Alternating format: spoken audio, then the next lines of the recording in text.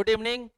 मैं रवि रंजन राज राजेश इंस्टीट्यूट के YouTube channel पर आप सभी का स्वागत करते हैं। आज हम लोग राज व्यवस्था के 18 महत्वपूर्ण सवालों का एक सेट डिस्कशन करेंगे, जो आपको बिहार एसएससी, बिहार दरोगा, बिहार सचिवालय, बीपीएससी टीचर एवं तमाम एग्जाम के लिए महत्वपूर्ण होगा। तो आप लोग वीडियो में अंत तक बने रहेंगे और साथ ही साथ वीडियो को ज़्यादा से ज़्यादा शेयर करें ताकि आपके साथ साथ और लोग लाभ उठा सके। तो आइए आज के पहले सवाल को देखते हैं। देखेंगे आज का पहला सवाल है, ग्राम पंचायत निम्नलिखित में से किसके प्रति उत्तरदायी होता है। देखेंगे ग्राम पंचायत किसके प्रति उत्तरदायी होता है। देखेंगे ऑप्शन है पंचायत समिति, ऑप्शन बी है ग्राम सभा, ऑप्शन सी है मुखिया, ऑप्शन डी है प्रखंड विकास पदाधिकारी।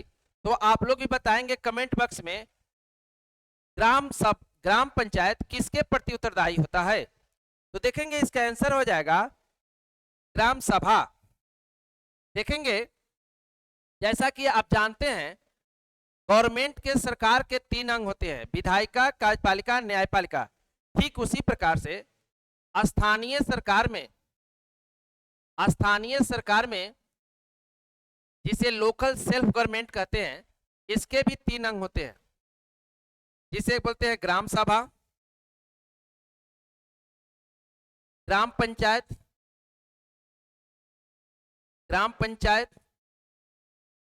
और ग्राम कचहरी। देखेंगे लोकल सेल्फ गवर्नमेंट में इसके भी 3 अंग होते हैं। जैसे गवर्नमेंट के 3 अंग होते हैं, विधायिका, कार्यपालिका, न्यायपालिका, ठीक उसी तरह से स्थानीय सरकार के भी 3 अंग होते हैं। जो ग्राम सभा है, देखेंगे जो ग्राम सभा है वह विधायिका है, इसे लेजिस्लेटिव कहा जाता है। और देखेंगे जो ग्राम पंचायत है उसे विधायिका कहा जाता है। सॉरी, जो ग्राम पंचायत है उसे कार्यपालिका बोला जाता है, कार्यपालिका। देखेंगे और जो ग्राम कचहरी है वह न्यायपालिका है। तो आप जानते हैं जो लोकतंत्र में जो कार्यपालिका होता है विधायिका के प्रति उत्तरदायी होता है। ठीक उसी तरह से स्थानीय स्वशासन में, स्थानीय सरकार में ग्राम पंचायत ग्राम सभा के प्रति उत्तरदायी होता है। तो आपका आंसर हो जाएगा बी, ग्राम सभा। आइए आज के अगले सवाल को देखते हैं। देखेंगे आज का अगला सवाल है, संविधान सभा की अंतिम बैठक कब हुई थी। संविधान सभा जिसे कॉन्स्टिट्यूशनल असेंबली कहा जाता है, इसकी अंतिम बैठक कब हुई थी। देखेंगे ऑप्शन है 13 दिसंबर 1946, ऑप्शन बी है 26 नवंबर 1949, ऑप्शन सी है 24 जनवरी 1950 और ऑप्शन डी है 26 जनवरी 1950। तो देखेंगे संविधान सभा की अंतिम बैठक कब हुई थी। तो देखेंगे संविधान सभा की अंतिम बैठक 24 जनवरी 1950 को हुई थी। इसी दिन जो है संविधान सभा के मेंबर जो थे 284 मेंबर ने हस्ताक्षर किया था। देखेंगे 13 दिसंबर 1946, देखेंगे 13 दिसंबर 1946 को पंडित जवाहरलाल नेहरू के द्वारा उद्देश्य प्रस्ताव प्रस्तुत किया गया था। पंडित जवाहरलाल नेहरू के द्वारा 13 दिसंबर 1946 को उद्देश्य प्रस्ताव प्रस्तुत किया गया था, जिसे संविधान सभा ने 22 जनवरी 1947 को एक्सेप्ट कर लिया था। देखेंगे 26 नवंबर 1949, देखेंगे 26 नवंबर 1949 को भारत का संविधान अंगीकृत हुआ। भारत का संविधान 26 नवंबर 1949 को अंगीकृत किया और 26 जनवरी 1950 को भारत का संपूर्ण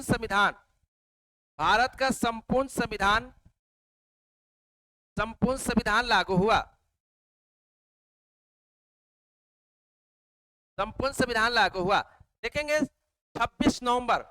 देखेंगे 26 नवंबर को संविधान दिवस भी मनाया जाता है। संविधान दिवस 26 नवंबर को संविधान दिवस मनाया जाता है। और कब से, तो 2015 से 26 नवंबर को संविधान दिवस मनाया जाता है। आइए आज के अगले सवाल को देखते हैं। देखेंगे आज का 3rd नंबर सवाल कहता है, किसी भी राज्य के विधानसभा में अधिकतम और न्यूनतम संख्या हो सकता है। देखेंगे किसी भी राज्य के विधानसभा में मिनिमम और मैक्सिमम कितने मेंबर हो सकते हैं। तो देखेंगे ऑप्शन ए है 500 और 40, यानी अधिकतम 500 और न्यूनतम 40। ऑप्शन बी है 300 और 60। ऑप्शन सी है 500 और 60। ऑप्शन डी है 400 और 50। तो आप लोग भी बताएंगे किसी भी राज्य के विधानसभा में मैक्सिमम कितने मेंबर हो सकते हैं और मिनिमम कितने मेंबर हो सकते हैं। तो देखेंगे आंसर हो जाएगा सी 500 अधिकतम और न्यूनतम 60। देखेंगे अनुच्छेद 170 में विधानसभा के संरचना स्ट्रक्चर का वर्णन है, जिसमें कहा गया है कि किसी भी राज्य के विधानसभा में अधिकतम 500 मेंबर हो सकते हैं और न्यूनतम 60 हो सकते हैं। लेकिन देखेंगे कई राज्य इसके अपवाद है, जैसे गोवा में देखेंगे तो 40 है, सिक्किम देखेंगे सबसे कम जो है सिक्किम में 32। देखेंगे भारत के जो वर्तमान में 28 राज्य है उसमें सबसे कम सिक्किम राज्य की विधानसभा में 32 मेंबर है। उसके बाद मिजोरम देखेंगे। अगर केंद्र शासित प्रदेश पूछेगा तो केंद्र शासित प्रदेश में पुडुचेरी विधानसभा में सबसे कम संख्या है। देखेंगे अगर पूछता है किसी भी राज्य के विधान परिषद में कितने मेंबर होंगे, तो देखेंगे विधान परिषद का वर्णन जो है आर्टिकल 171 में है। इसमें कहा गया है किसी भी राज्य के विधान परिषद में अधिकतम मेंबर कितने होंगे, तो उस राज्य के विधानसभा के 1/3 से अधिक नहीं होगा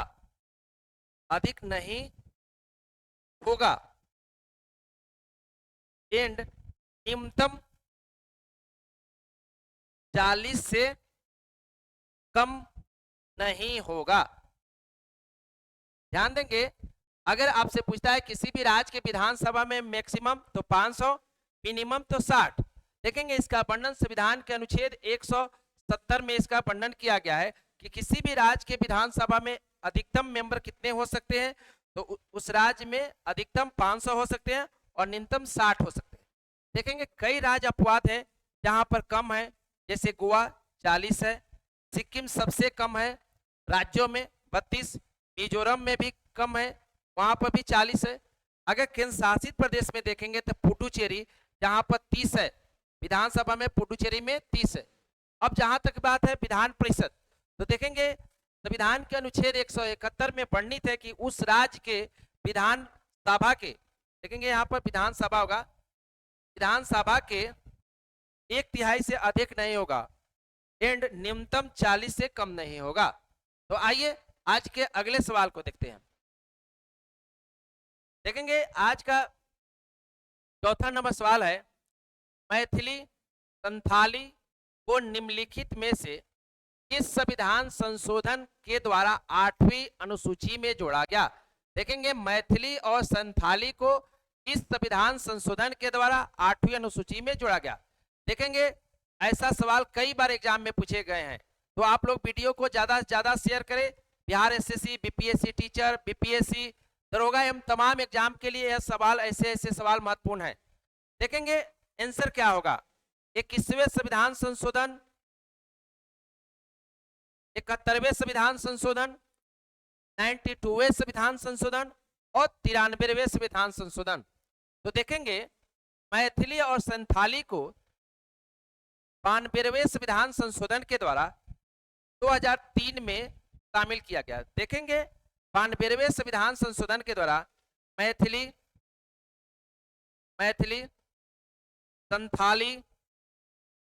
संथाली,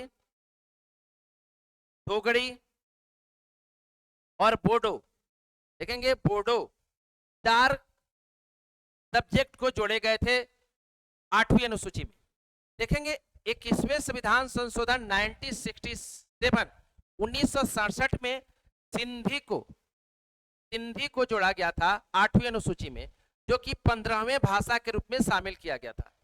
देखेंगे भारत के मूल संविधान में 8वीं अनुसूची में 14 भाषा का वर्णन था। 21वें संविधान संशोधन के द्वारा 1967 में सिंधी को जोड़ा गया। देखेंगे 71वें संविधान संशोधन के द्वारा 1992 में 3 सब्जेक्ट जोड़े गए थे, नेपाली, मणिपुरी और कोंकणी। इसी को ट्रिक में बोलते हैं नमक को जो है जोड़ा गया 71वें संविधान संशोधन 1992 के द्वारा। देखेंगे 93वें संविधान संशोधन जो कि 2005 में हुए थे, इसमें जो है आर्टिकल 15 का खंड 5, देखेंगे आर्टिकल 15 का खंड 5 जोड़ा गया था, जिसमें उच्च शिक्षण संस्थान, देखेंगे उच्च शिक्षण संस्थान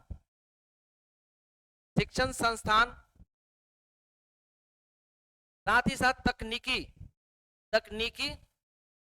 शिक्षण संस्थान, तकनीकी शिक्षण संस्थान में जैसे हो गया IIT, IIM, एम्स, निजी शिक्षण संस्थानों में आरक्षण का प्रावधान किया गया। देखेंगे 93वें संविधान संशोधन अधिनियम 2005 के द्वारा आर्टिकल 15 का खंड 5 जोड़ा गया, जिसके द्वारा उच्च शिक्षण संस्थान, तकनीकी शिक्षण संस्थान जैसे IIT, IIM, एम्स तथा निजी शिक्षण संस्थानों में नामांकन में आरक्षण का प्रावधान किया गया। आइए आज के 5वें नंबर सवाल को देखते हैं। देखेंगे आज का 5वां सवाल है, यदि कोई व्यक्ति संसद के दोनों सदन, देखेंगे लोकसभा एवं राज्यसभा के सदस्य निर्वाचित हो जाता है तो कितने दिनों के अंदर एक सदन की सदस्यता छोड़नी होगी। देखेंगे हाल ही में लोकसभा 18वीं लोकसभा का चुनाव हुआ, तो आप देखे होंगे कई राज्यसभा सदस्य लोकसभा सदस्य बन गए, देखे होंगे आप कई विधानसभा सदस्य लोकसभा सदस्य हो गए। तो उस कंडीशन में उन्हें कितने दिनों के अंदर एक सदन की सदस्यता छोड़नी होगी। यहाँ पर जो सवाल पूछे जा रहे हैं, यहाँ पर दे रहा है कि एक कैंडिडेट जो है लोकसभा और राज्यसभा दोनों का मेंबर बन जाता है, तो उसे कितने दिनों के अंदर एक सदन की सदस्यता छोड़नी होगी। तो देखेंगे ऑप्शन है 30 दिन, ऑप्शन बी है 6 माह, ऑप्शन सी है 10 दिन, ऑप्शन डी है 14 दिन। तो देखेंगे इसका आंसर हो जाएगा 10 दिन। देखेंगे कहा गया है ये कोई भी मेंबर एक समय में एक ही चुनाव लड़ सकता है। यदि किसी कारणवश एक मेंबर अगर संसद के दोनों सदन यानी संसद के लोकसभा और राज्यसभा का मेंबर भी बन जाता है, तो उसे 10 दिनों के अंदर एक सदन की सदस्यता छोड़नी होगी, अन्यथा अपर हाउस यानी राज्यसभा की सदस्यता स्वतः समाप्त हो जाएगी। देखेंगे हमेशा अपर हाउस की सदस्यता समाप्त होती है। तो देखेंगे बहुत सारे राज्यसभा के मेंबर चुने गए हैं लोकसभा के रूप में, जैसे अपने बिहार की मीसा भारती, आप जानते हैं मीसा भारती राज्यसभा की मेंबर है, वर्तमान में पाटलिपुत्रा क्षेत्र से लोकसभा चुनाव जीती है। तो उन्हें 10 दिनों के अंदर जो है एक सदन की सदस्यता छोड़नी होगी, अन्यथा उनकी अपर हाउस यानी राज्यसभा की सदस्यता समाप्त हो जाएगी। देखेंगे यदि कोई व्यक्ति विधानसभा का सदस्य या विधान परिषद का मेंबर है और वह लोकसभा का चुनाव जीत जाता है, तो उसको 14 दिनों के अंदर एक सदन की सदस्यता छोड़नी होगी, यानी विधानसभा या विधान परिषद की सदस्यता छोड़नी होगी, अन्यथा लोकसभा की सदस्यता उसकी स्वतः समाप्त हो जाएगी। ध्यान रखेंगे हमेशा अपर हाउस की सदस्यता समाप्त होता है। जैसे आप देखे होंगे अभी कई विधायक जो थे वह सांसद बन गए, तो अगर कोई विधायक सांसद बन जाता है तो उसे विधायक की सदस्यता से 14 दिनों के अंदर त्यागपत्र देना होगा, अन्यथा लोकसभा की सदस्यता उसका समाप्त हो जाएगा। देखेंगे क्वेश्चन ध्यान में रखेंगे, अभी हाल ही में 18वीं लोकसभा का चुनाव हुआ है जो आपके लिए महत्वपूर्ण है। आइए आज के 6ठे नंबर सवाल को देखते हैं। देखेंगे झंडा फहराने का अधिकार निम्न में से कौन सा अधिकार है। देखेंगे झंडा फहराने, फ्लैग होस्टिंग का जो अधिकार है कौन सा अधिकार है? ऑप्शन है मौलिक अधिकार, ऑप्शन बी है विधिक अधिकार, ऑप्शन सी है संवैधानिक अधिकार, ऑप्शन डी है मौलिक कर्तव्य। तो आप लोग बताएंगे झंडा फहराने का अधिकार कौन सा अधिकार है? तो देखेंगे इसका आंसर होगा मौलिक अधिकार। देखेंगे फंडामेंटल राइट है। देखेंगे संविधान के अनुच्छेद 19 का खंड 1 के तहत यह फंडामेंटल राइट है। देखेंगे 2004 में सुप्रीम कोर्ट ने नवीन नवीन जिंदल नवीन जिंदल बनाम भारत संघ मामले नवीन जिंदल बनाम भारत संघ मामले में निर्णय दिया कि झंडा फहराने का अधिकार मौलिक अधिकार है, फंडामेंटल राइट है, मौलिक अधिकार है।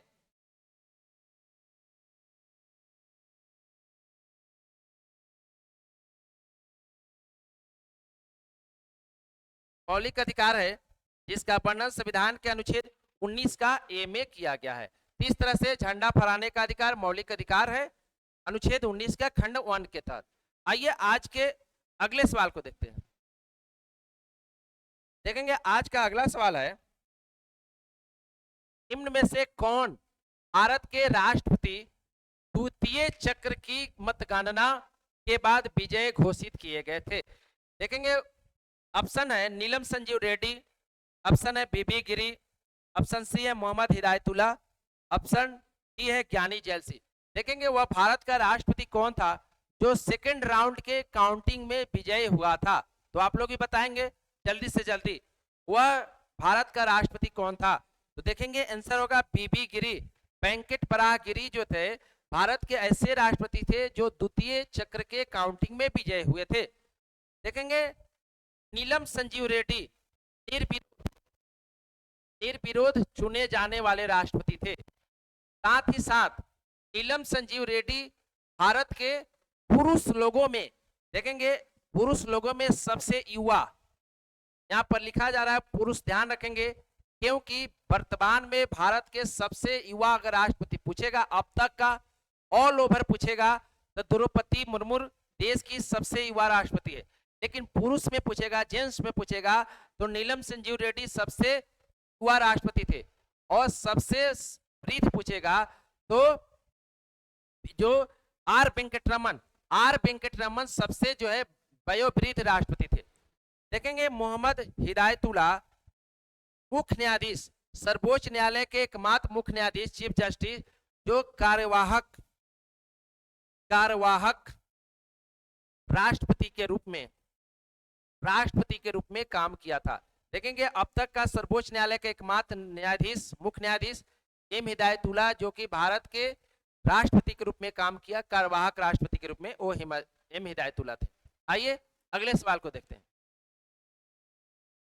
देखेंगे निम्नलिखित में से कौन सा अनुच्छेद बालकों को जोखिमपूर्ण कार्य में नियोजन का निषेध किया गया है? इस अनुच्छेद में बालकों को जोखिम भरे काम में नियोजन को प्रतिबंधित किया गया है। ऑप्शन है अनुच्छेद 21, ऑप्शन बी में है अनुच्छेद 22, ऑप्शन सी अनुच्छेद 23, ऑप्शन डी अनुच्छेद 24। तो देखेंगे आंसर हो जाएगा अनुच्छेद 24। अनुच्छेद 24 में कहा गया है कि 14 वर्ष से कम उम्र के बच्चों को खतरनाक काम में नहीं लगाएंगे,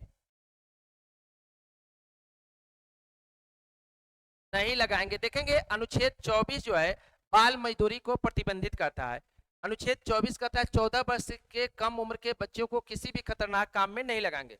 देखेंगे अनुच्छेद 21 जीवन जीने की स्वतंत्रता, देखेंगे जीवन जीने की स्वतंत्रता का वर्णन करता है।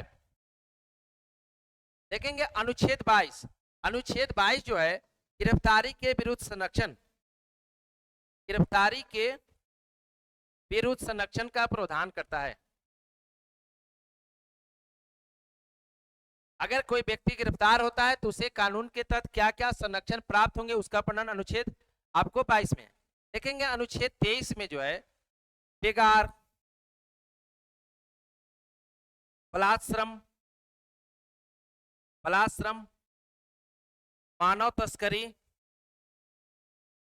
तस्करी इत्यादि को प्रतिबंधित किया गया है। अनुच्छेद 23 में जो है बालाश्रम, बेगार, बधुआ मजदूरी, मानव तस्करी इत्यादि को प्रतिबंधित किया गया है। आइए आज के अगले सवाल को देखते हैं।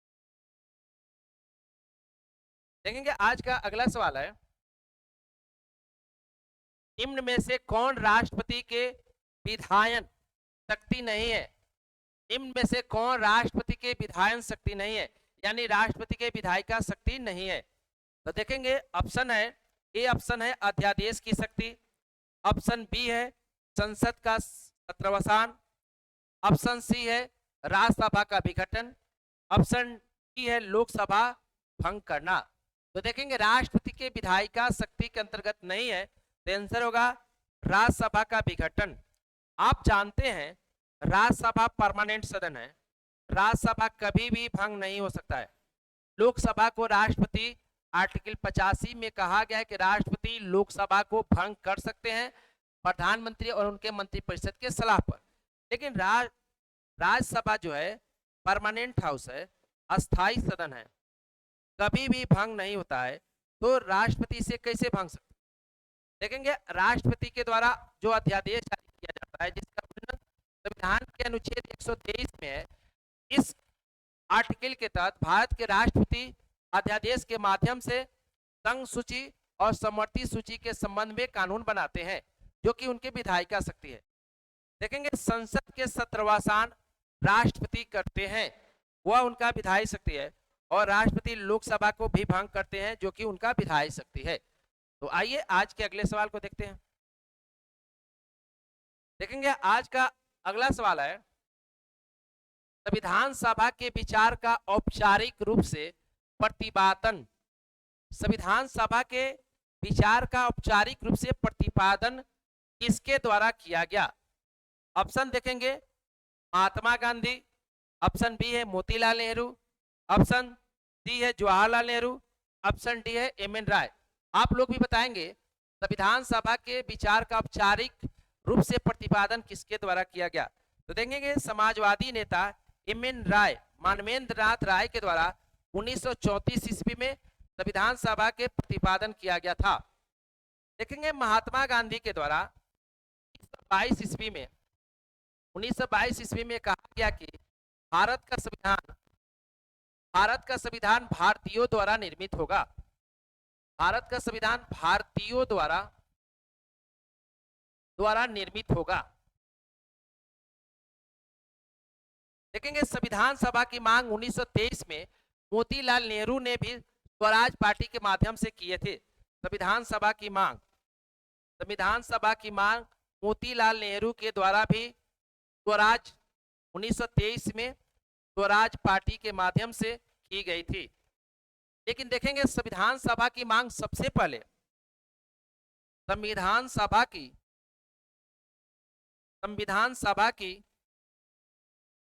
सबसे पहले मांग 1895 ईस्वी में स्वराज बिल के माध्यम से बाल गंगाधर तिलक के द्वारा किया गया था। तो ध्यान रखेंगे संविधान सभा की मांग सबसे पहले बाल गंगाधर तिलक के द्वारा 1895 ईस्वी में किया गया था। देखेंगे मोतीलाल नेहरू ने स्वराज पार्टी के माध्यम से संविधान सभा की मांग की थी। 1922 में महात्मा गांधी के द्वारा कहा गया कि भारत का संविधान भारतीयों द्वारा निर्मित होगा। देखेंगे लेकिन संविधान सभा का औपचारिक प्रतिपादन जो है, मांग जो है, एम.एन. राय के द्वारा, समाजवादी नेता एम.एन. राय के द्वारा 1934 में किया गया था। आइए आज के अगले सवाल को देखते हैं। देखेंगे आज का अगला सवाल है, जिला परिषद के बैठक के लिए गण पूर्ति निर्धारित की गई है। गण पूर्ति, देखेंगे इसको बोला जाता है कोरम। गण पूर्ति मतलब होता है कोरम। गणपूर्ति का अर्थ होता है किसी भी सभा को संचालित करने के लिए न्यूनतम सदस्य संख्या। तो देखेंगे जिला परिषद के लिए कोरम कितना होना चाहिए, तो इसका आंसर होगा 1/3। 1/3 होना चाहिए जिला परिषद के लिए। देखेंगे 1/20, 1/20 जो है ग्राम सभा के लिए, ग्राम सभा के लिए कोरम जो है 1/20 होना चाहिए। और ग्राम पंचायत, ग्राम पंचायत के लिए, ग्राम पंचायत के लिए 1/2 होना चाहिए। और देखेंगे 1/10 जो होता है लोकसभा, राज्यसभा, विधानसभा एंड विधान परिषद के लिए 1/10 जो है गणपूर्ति होना चाहिए। तभी जो है लोकसभा, राज्यसभा या विधानसभा या विधान परिषद की कार्यवाही होगा। देखेंगे लोकसभा का गणपूर्ति का निर्धारण, इसका आकलन कौन करता है, तो लोकसभा अध्यक्ष करते हैं। गणपूर्ति के अभाव में लोकसभा के कार्यवाही को एक दिन के लिए टाल लिया जाता है। आइए आज के अगले सवाल को देखते हैं। देखेंगे आज का 12 नंबर सवाल है, किसी उच्च न्यायालय में अपर एवं कार्यकारी न्यायाधीशों की नियुक्ति निम्न में किसके द्वारा किया जाता है। देखेंगे कार्यकारी एवं अपर न्यायाधीशों की नियुक्ति किसके द्वारा किया जाता है। ऑप्शन ए है उच्च न्यायालय के मुख्य न्यायाधीश के द्वारा, ऑप्शन बी है सर्वोच्च न्यायालय के मुख्य न्यायाधीश द्वारा, ऑप्शन सी है भारत के राष्ट्रपति द्वारा, ऑप्शन डी है राज्यपाल के द्वारा। तो देखेंगे इसका आंसर होगा भारत के राष्ट्रपति के द्वारा। देखेंगे संविधान के अनुच्छेद 224 में वर्णित है कि यदि किसी उच्च न्यायालय में कार्यों की संख्या वृद्धि हो जाती है तो उस कार्यों को निपटारा करने के लिए भारत के राष्ट्रपति न्यायाधीश बनने योग्य व्यक्ति को 2 वर्षों के लिए, देखेंगे अपर न्यायाधीश की नियुक्ति जो होता है 2 वर्षों के लिए, 2 वर्षों के लिए राष्ट्रपति के द्वारा किया जाता है। देखेंगे कार्यकारी न्यायाधीश, यहाँ पर ध्यान रखेंगे 2 बात लिखा गया है, अपर और कार्यकारी न्यायाधीश दोनों की नियुक्ति राष्ट्रपति के द्वारा किया जाता है, जिसका वर्णन संविधान के अनुच्छेद 224 में है। अपर न्यायाधीशों की नियुक्ति हाई कोर्ट में कार्यों की अधिकता बढ़ने पर उसे जल्दी से निपटारे के लिए राष्ट्रपति 2 वर्षों के लिए अपर न्यायाधीश की नियुक्ति करते हैं।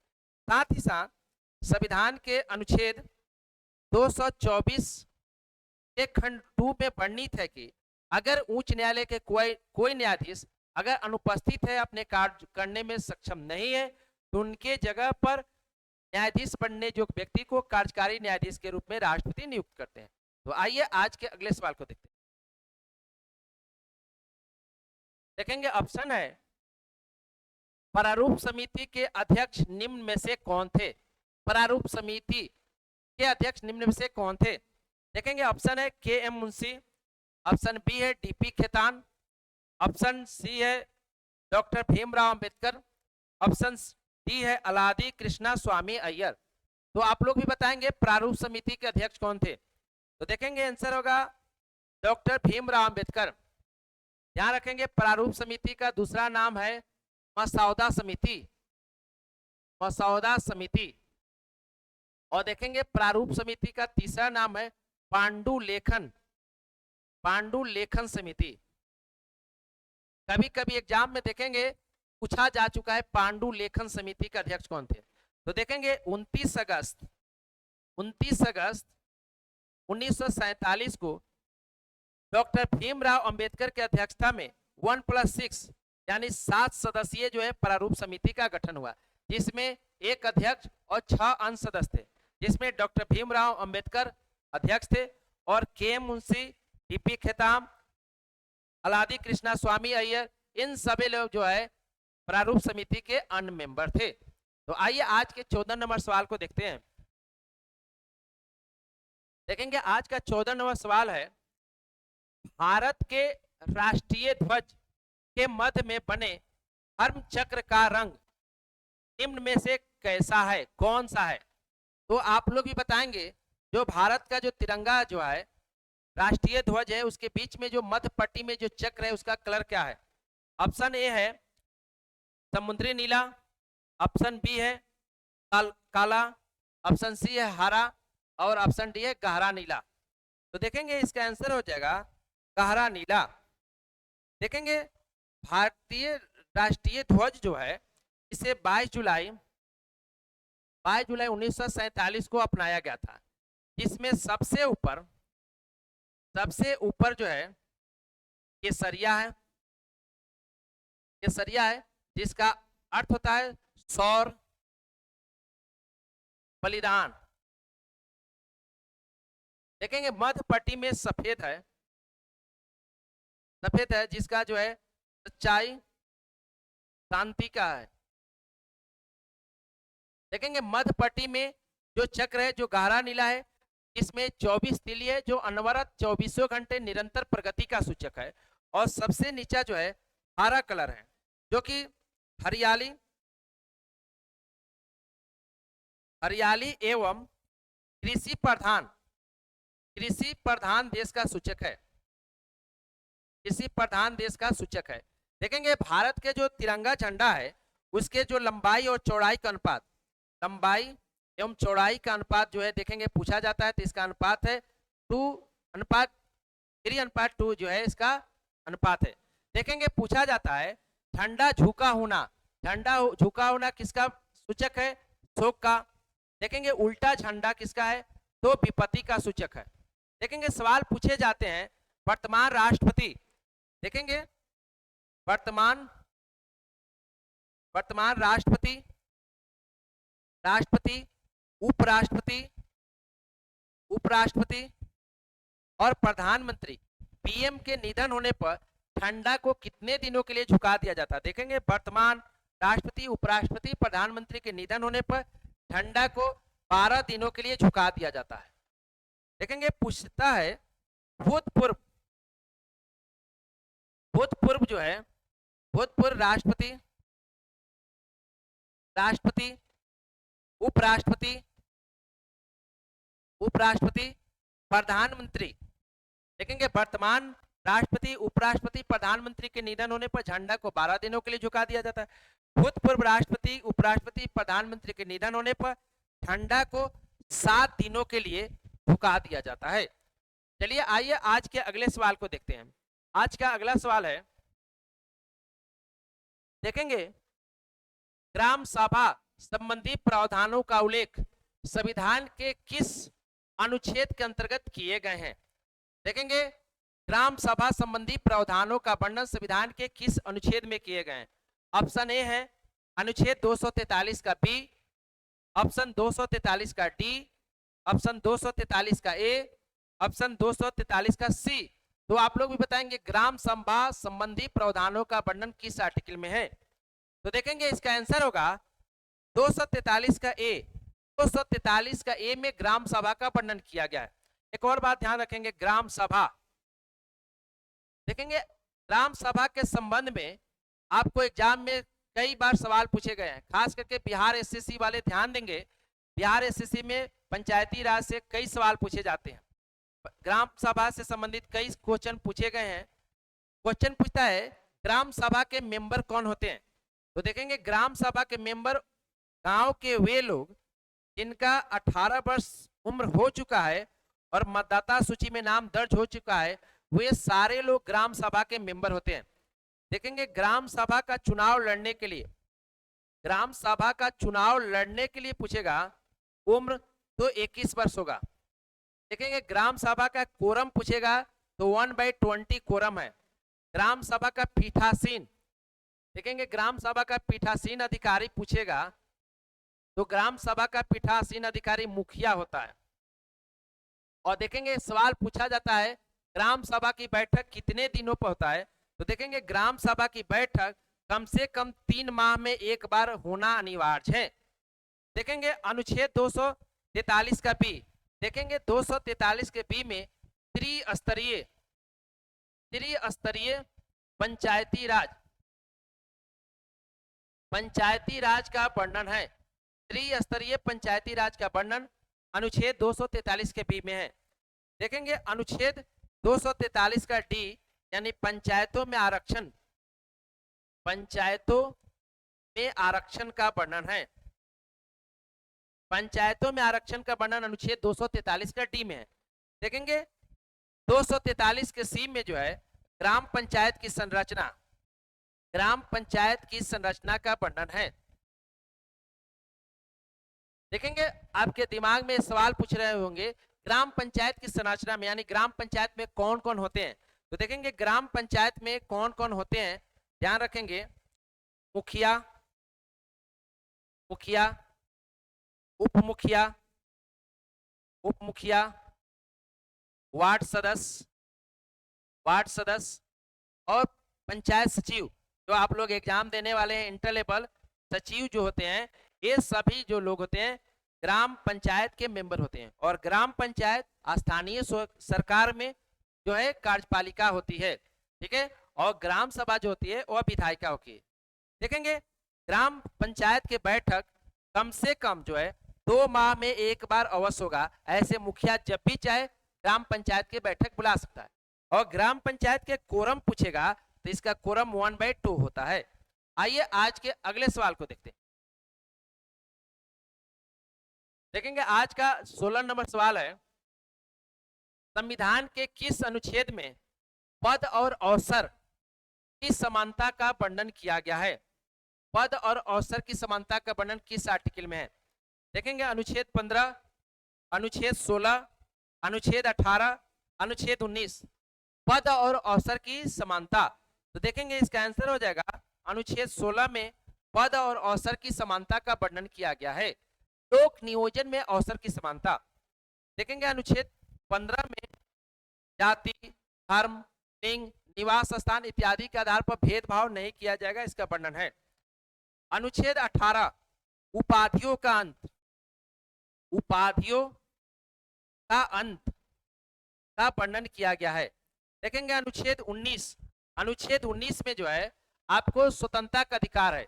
और अनुच्छेद 19 में वर्तमान में 6 प्रकार की स्वतंत्रता का वर्णन है, जैसे right to speak and expression, वाक्य एवं अभिव्यक्ति की स्वतंत्रता, के बाद संघ एवं संगठन बनाने की स्वतंत्रता, बिना हथियार के सभा करने की स्वतंत्रता, उसके बाद कहीं भी भ्रमण करने की स्वतंत्रता, इंडिया में कहीं भी कभी भी भ्रमण करने की स्वतंत्रता, निवास की स्वतंत्रता एवं मनपसंद रोजगार चुनने की स्वतंत्रता। ये आज के अगले सवाल को देखते हैं। देखेंगे राज्यसभा की लोकसभा के समान शक्तियां किस क्षेत्र में है। देखेंगे फिर से सवाल देखेंगे, राज्यसभा की लोकसभा के समान, यानी सवाल पूछे जा रहे हैं जो यह ऑप्शन जो दिए गए लोकसभा और राज्यसभा के किस परिस्थिति में समान शक्ति है। ऑप्शन है नई अखिल भारतीय सेवा गठित करने के विषय में, संविधान में संशोधन के विषय में, सरकार को हटाने के विषय में, कटौती प्रस्ताव करने के विषय में। तो देखेंगे आंसर हो जाएगा संविधान संशोधन के संबंध में। देखेंगे संविधान में संशोधन के करने की शक्ति लोकसभा और राज्यसभा में समान है। देखेंगे नई अखिल भारतीय सेवा, इसका वर्णन अनुच्छेद 312 में है। और यह जो संबंध जो है यह राज्यसभा को विशेषाधिकार दिया गया है। नई अखिल भारतीय सेवा गठित करने का अधिकार राज्यसभा को है, लोकसभा को इसमें अधिकार नहीं है। देखेंगे जहां तक सरकार को हटाने की बात है, तो सरकार को हटाने के लिए लोकसभा में ही अविश्वास प्रस्ताव आ जाता है, राज्यसभा में अविश्वास प्रस्ताव नहीं लाया जाता है। नो कॉन्फिडेंस मोशन, अविश्वास प्रस्ताव सरकार को हटाने के लिए लोकसभा में लाया जाता है। और कटौती प्रस्ताव, बजट प्रस्तुत होने के बाद कटौती प्रस्ताव विपक्षी सदस्यों के द्वारा लाया जाता है, जो कि लोकसभा में ही लाया जाता है। इस तरह से लोकसभा और राज्यसभा को समान शक्ति है संविधान संशोधन करने के संबंध में, जिसका वर्णन संविधान के अनुच्छेद 368 में किया गया है। आइए आज के अंतिम सवाल को देखते हैं। देखेंगे आज का अंतिम सवाल है, निम्नलिखित में से कौन सा संविधान संशोधन अधिनियम प्रारंभिक शिक्षा के मूल अधिकार के रूप में होने से संबंधित है। देखेंगे ऑप्शन है 84वां संविधान संशोधन अधिनियम, 85वां संविधान संशोधन अधिनियम, 86वां संविधान संशोधन अधिनियम, 87वां संविधान संशोधन अधिनियम। तो देखेंगे 86वें संविधान संशोधन अधिनियम 2002 के द्वारा, देखेंगे 86वें संविधान संशोधन अधिनियम 2002 के द्वारा संविधान के आर्टिकल 21A में 9 से 14 वर्ष के 6 से 14 वर्ष के बच्चों के लिए अनिवार्य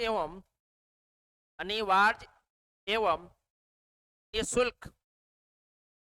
निःशुल्क शिक्षा की व्यवस्था की गई, जो कि मौलिक अधिकार है।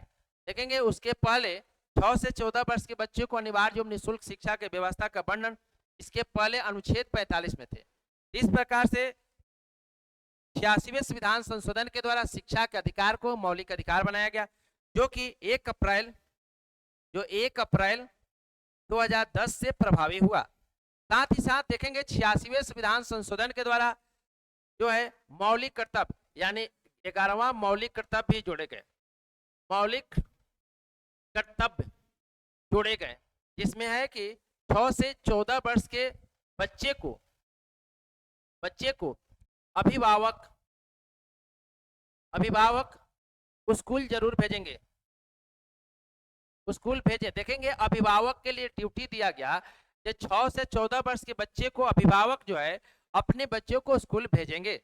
तो इस तरह से आज के क्लास में हम लोग राज्य व्यवस्था के 18 महत्वपूर्ण सवालों का एक सेट डिस्कशन किए, जो आपको बिहार एसएससी, बिहार दरोगा, बिहार सचिवालय तमाम एग्जाम के लिए महत्वपूर्ण है। फिर अगले क्लास में हम लोग और कुछ महत्वपूर्ण सवाल को लेकर आएंगे। तब तक के लिए आज इतना ही, धन्यवाद।